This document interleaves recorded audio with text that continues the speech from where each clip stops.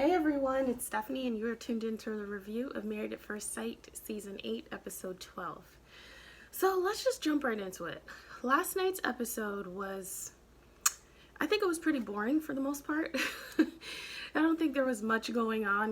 We started the mini moon episode last week where AJ got really drunk and, did all types of things. And, we found out that Kate and Luke were having sex this whole time. And so this part 2 of it fell a little flat for me up until really the end.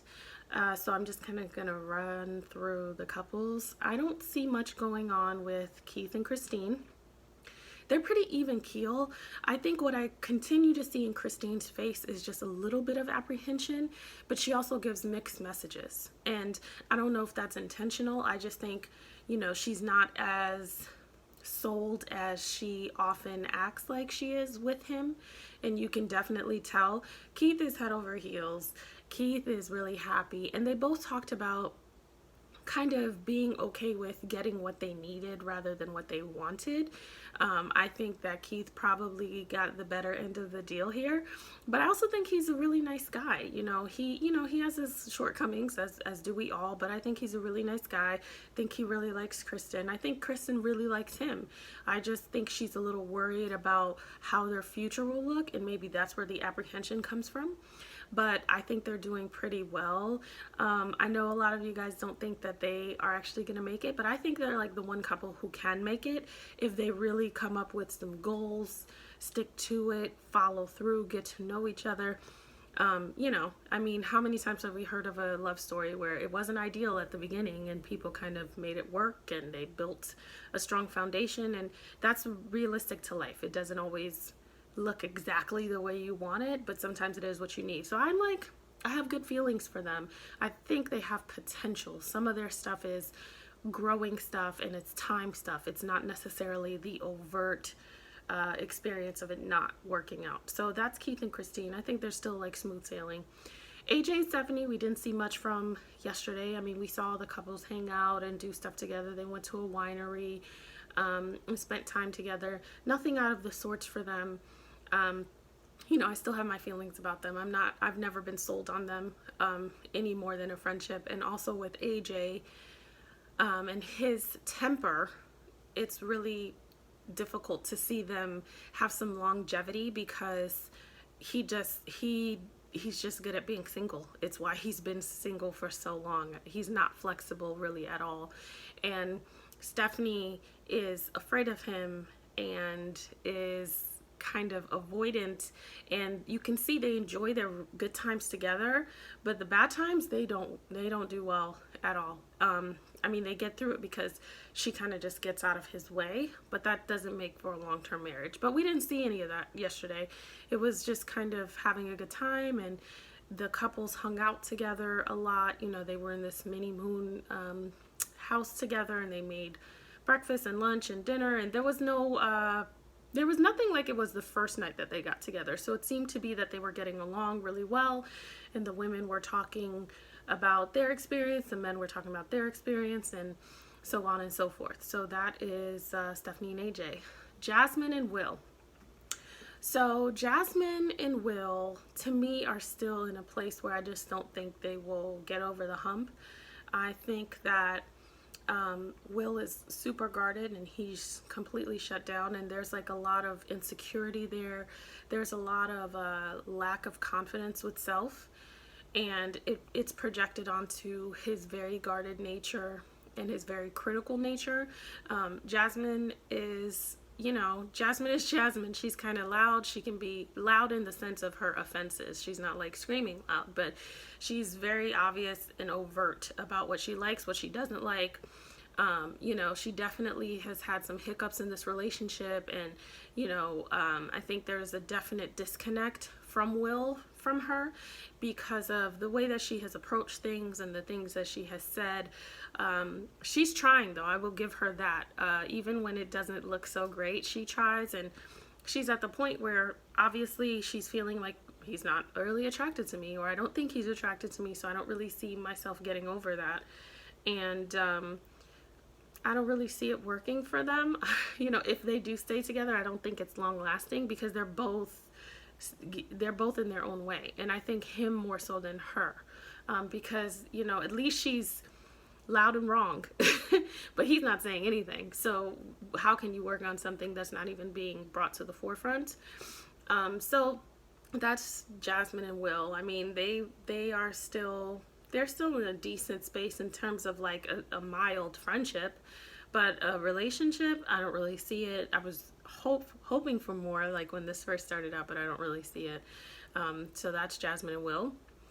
And then Luke and Kate. So I thought that I would be done with talking about Luke and Kate, but the drama unfolds.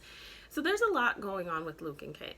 Kate actually confides in Jasmine that she has been having sex with Luke, and she still is very unsure of how he is, and she doesn't know what to do, and she discusses it with him, and he's upset, but then he also feels like he knew that she would say something when he told her not to. And then he brings up the fact that when Pastor Cal came to visit, she had mentioned the kiss and the feeling dead inside, which I thought was very manipulative because the experts are there for that. So if you had a horrible experience on your honeymoon, of course you would talk about that. So the manipulative space that he always has her in is really concerning. And I just don't see it for them. I mean, I haven't seen it for them since the beginning. But I also see that we have given Luke a very hard time, which he has earned. But I also think that Kate is a lot to blame here. So therapist hat on, clearly she comes from a history where she has allowed herself to be in this space. It's not just about the being married, because initially she said, oh, you know, if this guy would have treated me like this and we weren't married, I would have been gone immediately. But since I'm married, I'm dealing with this. But because it is this experiment, you do have more freedom than you would in, you know, a traditional relationship if you see it going horribly wrong. But we see the dynamic with Kate and Luke, where Kate, to me, is just as sneaky in some ways. And I'm tired of taking up you know, this cross for Kate when Kate's not even taking it up for herself. Like, everybody's saying, well, the experts have to step in. The experts have to step in. The experts can go over there and say, you need to get out of this because this is not healthy for you. But she knows that. And she has to be the one to leave. She has to decide to leave. Like, the experts can walk in and say, you need to leave. And she can say, I want to stay, or she can say, I want to try. The thing with Luke and Kate is we're not seeing a lot of what's happening. So a lot of this is like not making sense. And a lot of us are making, myself included, observations on like some of the truth and not the whole truth. You know, when we found out they were having sex, sorry guys, that's my coffee maker. When we found out they were having sex, then it's like, oh, that makes sense. No wonder she's like very emotionally connected to him in a very twisted way. Well, had we not gotten that information, we would have continued to not understand why she was. Him bringing up her drinking, you know, he brought that up a long time ago and then it went away. And so we didn't really understand where that came from and was he lying about her. But then the conversation in the car yesterday brought up the fact that she does drink a lot more. And she says, I'm working on it. So is she struggling with some sort of addiction or something that could lead to an addiction, and he's completely turned off by it? But then he says, you know, he told us about his friend that passed away, unfortunately, but then she has made allegations that he came home very drunk and blacked out one night. So none of this stuff is making sense. But what is very apparent is that Kate is being just as sneaky as Luke is. There is a lot that she isn't saying. There's a lot that she isn't showing. There's a lot he isn't saying. There's a lot he isn't showing. The fact that they argue about having this conversation on camera, if you don't want to be on camera, don't get on a show. Period. Because you're signing up for that. You're signing up for that exposure. And if you're going to be incongruent with what you're showing, then you just don't need to be on the show, because then none of it is real. And I know that reality TV can be somewhat staged, I mean, for sure, but you know, what are you doing here? Because nobody knows anything. And last night I think I just got to a breaking point because I'm tired of them anyways. But I just got to a breaking point because I was just like, I'm so done with holding this torch up and marching for Kate when Kate's like not at the parade. She's sitting in the same box as Luke is. They have this little shifty dynamic, whatever it is, even if he's the controller of that dynamic, she's going along with it. There isn't enough history to make it make sense. So at this point, it's a choice. You know, it's not like they've been together for a long time or they've known each other for a long time.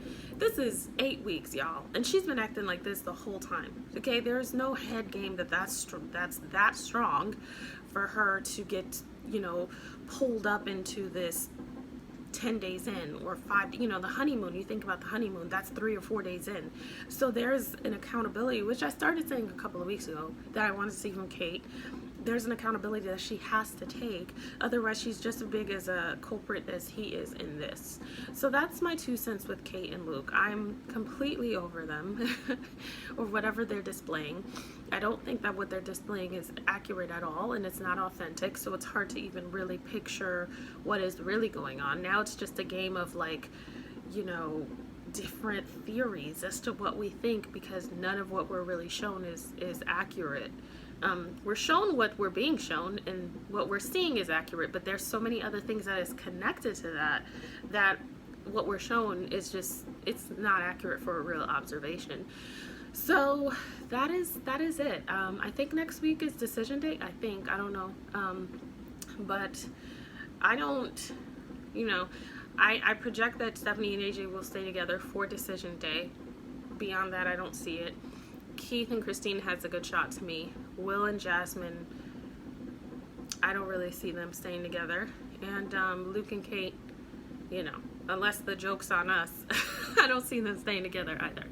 So that's it. Let me know what you guys thought about last night's episode. As always, don't forget to click subscribe and like and share. And don't forget to click the notification button so you can find out when I post these videos. So let me know what you guys think. Everyone have a great week.